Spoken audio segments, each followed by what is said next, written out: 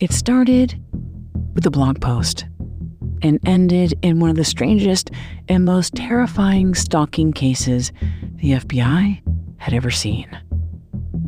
So how did a mild-mannered, middle-aged couple become the target of a sadistic and top-secret harassment campaign? And who was really behind it all? That's the mystery at the heart of this episode of Dead Sleep, True Crime for Bedtime. I'm Nancy Miller, the creator and narrator of Dead Sleep. And before we get started, I just wanted to say thank you for your support. Dead Sleep is a niche podcast made specifically for people who like to fall asleep to true crime and want stories that are gripping, not too violent, suspenseful, but soothing. The fact that so many people are connecting with this show all over the world means everything. With that, let's settle in for the night, get cozy under the covers, and get ready to fall dead asleep with Dead Sleep, True Crime for Bedtime.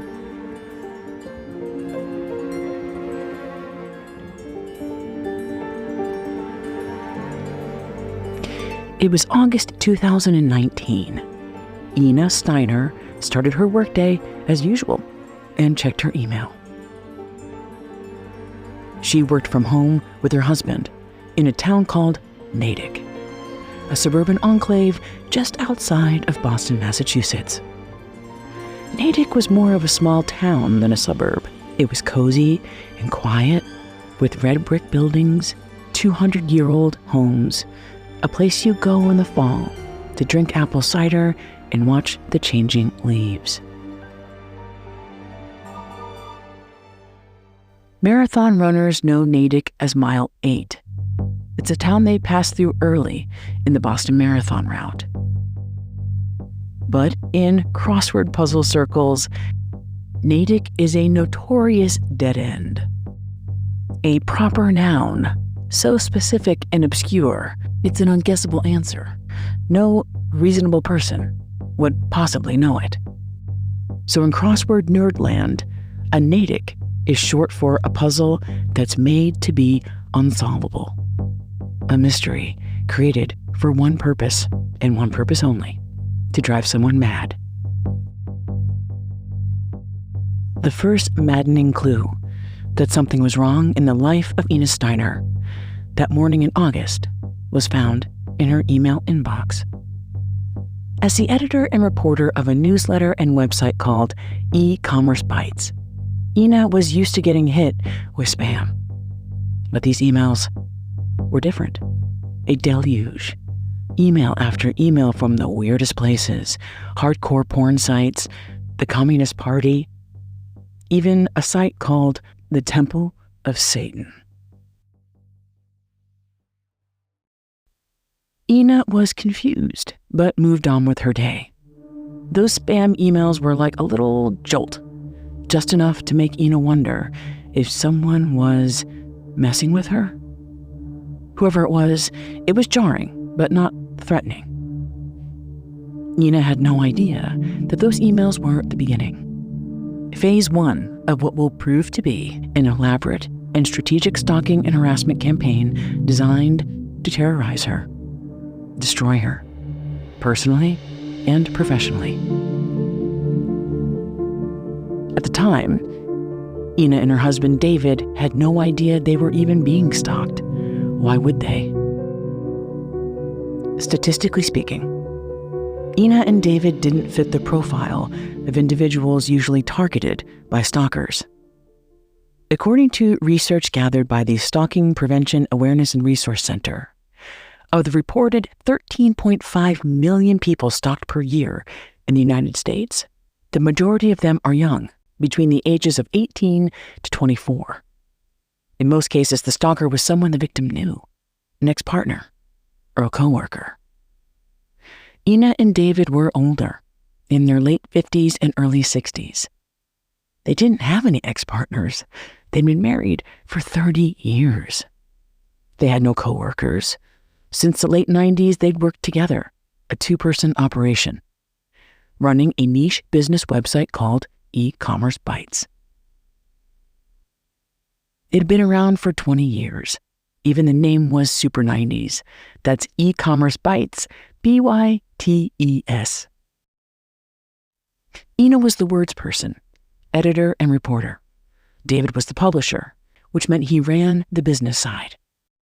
David described their website as a conduit, a place where online business owners could connect to discuss online sales trends, share advice, and gripe about the tech trifecta of online businesses: Amazon, eBay, and Etsy.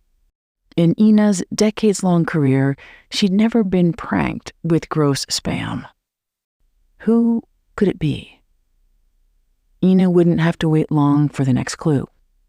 Soon after the spam deluge, Ina received a DM via Twitter. A Twitter user with the handle Tui Ile sent Ina a message. Ina and David didn't know anyone named Tui Ile. A Google search for anyone named Tui Ile only led to a 6'4", 325-pound Samoan-Canadian football player in Winnipeg, Canada. This guy was huge, and he looked menacing on the football field, but he wasn't likely connected to any trolling of a reporter for a niche online business website. The Twitter user claimed to be someone who made a living selling things on eBay and was apparently upset by Ina's recent coverage about the online auction site. And what she posted on August 1st was the latest news, but it wasn't negative. Her post was about the latest legal drama between Amazon and eBay. Amazon and eBay were like Godzilla versus Godzilla. They battled all the time. Ina didn't respond. After decades online, she knew the first rule of the internet: never feed the trolls. But this Twitter troll, whose profile picture was a black and white drawing of a skull, escalated quickly. The next day, on August 7th, they DM'd Ina a series of threatening and poorly spelled messages. WTF, what's it gonna take for you to answer me? And then, you don't have the balls to talk to me? Stop hiding behind your computer screen, you... that DM ended with the F word and the C word.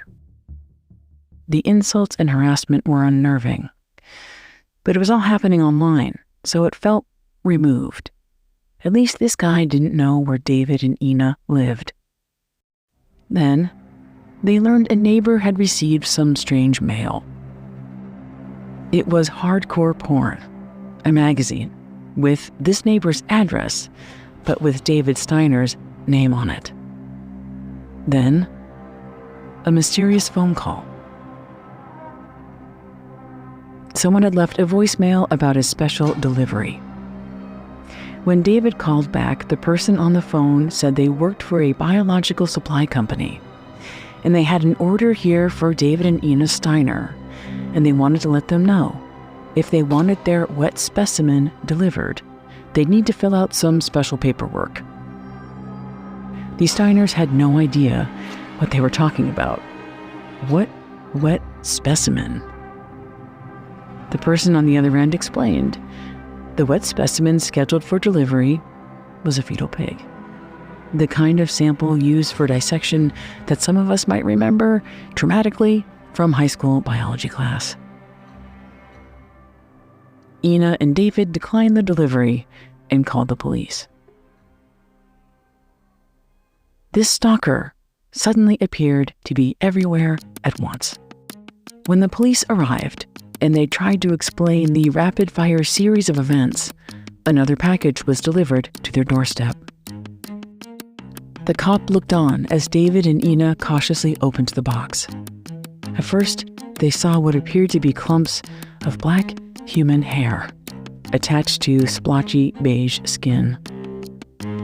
When they removed the item from the box, they saw it was a floppy rubber pig mask, the exact replica of a pig mask worn by Jigsaw, the twisted villain in the Saw movie franchise. In Saw, this mask was one of the last things his victims would see before they met their grisly end. And if you know the Saw franchise, you know Jigsaw's whole deal is about forcing people into a devil's bargain. To save your own life, or the lives of the people you love most, you are forced to inflict pain and death on other innocent people. For those chosen, it's an unwinnable nightmare. But for Jigsaw, it's all just a game.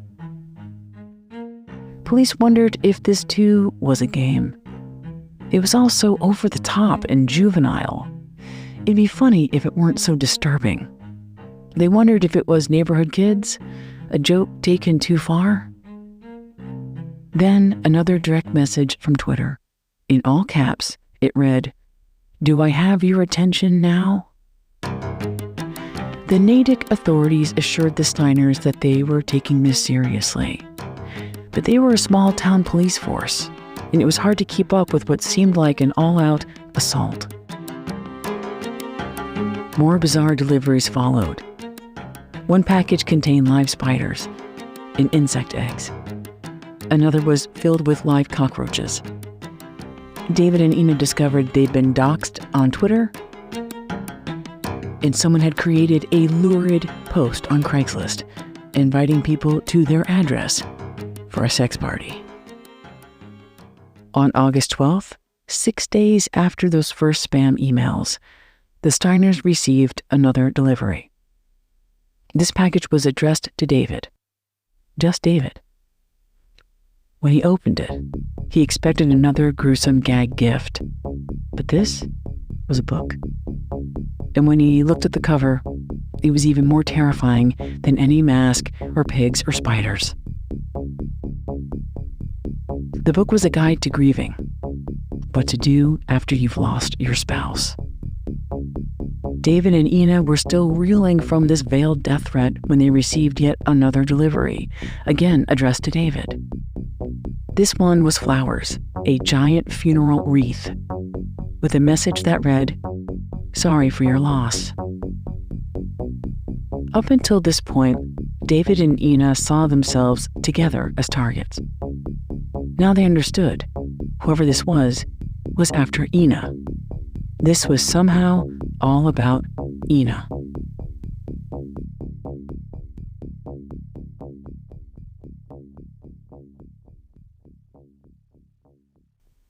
The psychological effect of stalking and harassment on victims is much like terrorism. A stalker controls victims through fear and near constant dread of what will happen next. And it's stunning how fast this torment can happen. This stalker bombarded David and Ina, pushing the couple into a near constant state of paranoia and anxiety and depression. They feared for their lives, looked over their shoulder, always vigilant, always terrified. And it all happened in under a week. By mid-August, David and Ina didn't feel safe anywhere.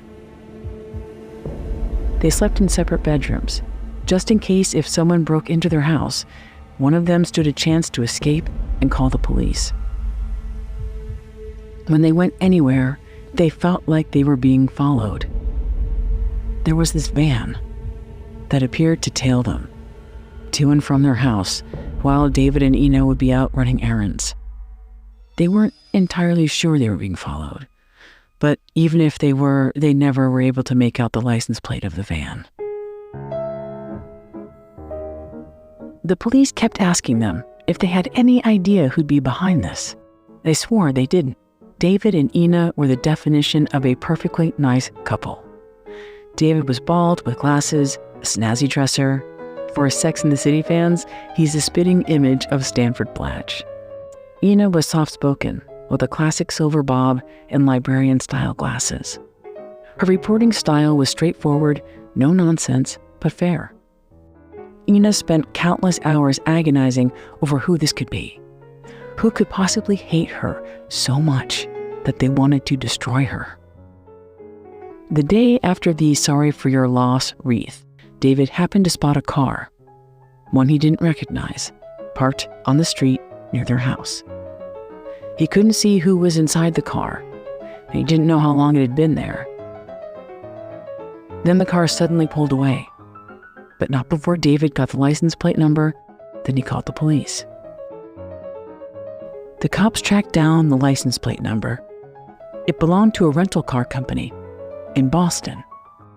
They'd be able to find out who this potential stalker was from the driver's license.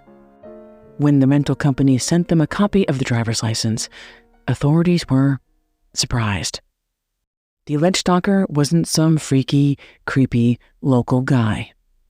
It was actually a woman from California.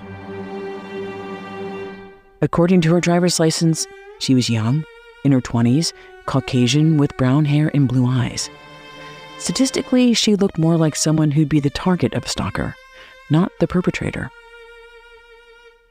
This 25-year-old girl who looked sort of like Zooey Deschanel's younger sister was their key suspect in a weeks-long harassment campaign against the Steiners, filled with vile language, gruesome deliveries, and death threats. Her name was Veronica Zay. They discovered Veronica was booked at a 5-star hotel in Boston. When Natick detectives arrived at the hotel, they rang Veronica in her room. They played it cool and politely asked her to come down for a chat. Veronica said she was on a conference call but would be down momentarily. So the detectives waited and waited and waited. But Veronica never came down to meet them. Instead, she'd vanished. Somehow slipped out of the hotel without the police knowing about it. When they tried calling her cell, a man answered. He claimed to be her husband and said he had no idea what they were talking about. But the strange thing was, Veronica wasn't married. So who were these people, and what was their connection to the Steiners? David and Ina had no idea who Veronica was, or why she'd want to hurt Ina. There was no personal, professional, or romantic connection. Authorities discovered when Veronica left Massachusetts, she flew back to California. And when she did that, she'd crossed state lines, which turned a strange, small-town stalker case into a federal investigation, now led by the FBI.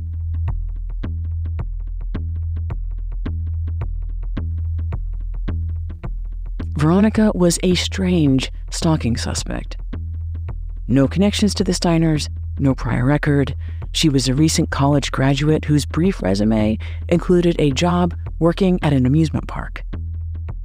Upon closer examination, though, it appears Veronica had landed a new gig on contract.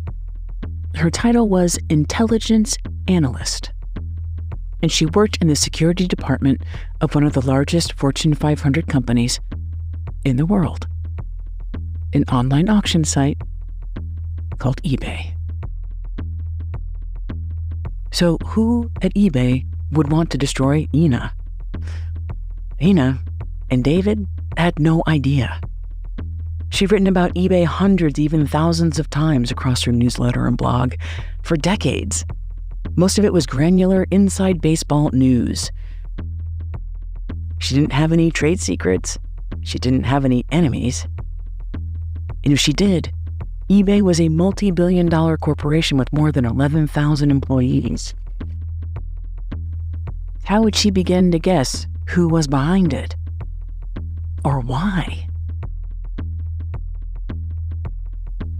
Across the country in California, when investigators located Veronica, Veronica said she was in Boston for a tech conference. Just ask her boss, Stephen Baugh. Stephen Baugh was the director of security at eBay. He was a stocky 47-year-old, and he told his employees that he once worked for the CIA.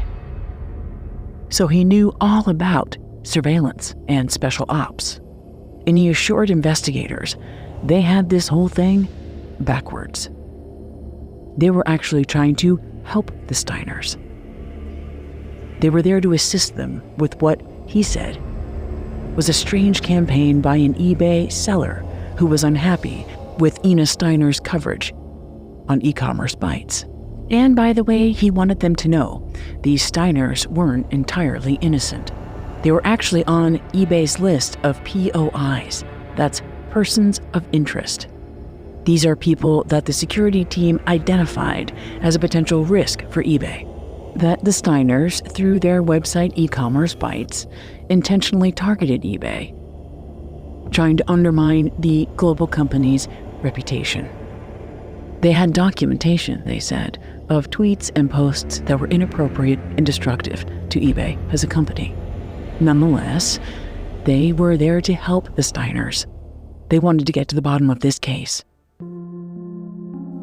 What the team at eBay didn't know yet was that investigators had found something that might be a huge break. They were able to track the purchase of the wreath, the one that said, "Sorry for your loss." It was tied to a Visa gift card that was bought at a supermarket. They connected with the supermarket, and they were able to find out if they had footage of that purchase. The supermarket did. When the authorities received the footage, they'd be able to know exactly who the person was who bought that Visa gift card. The gift card that was used for the wreath that was a clear death threat to the Steiners. Once they had that image, this case would be solved. What investigators didn't know was that whoever was on that image was just one small part of a much bigger, stranger, and vast conspiracy that nobody, not the FBI, not eBay, not the Steiners, could have ever wrapped their heads around. It was a naitic, an unguessable answer, a mystery that was never meant to be solved. So who is in that image? And what happens next in this strange stalking case? Find out in the next episode of Dead Sleep True Crime for Bedtime. Believe me, I tried to fit this all into one episode, and I just couldn't. So I hope you will join me in the next and final episode as we get to the bottom of what happened with the Steiners and this wild case. Until then, nighty-night.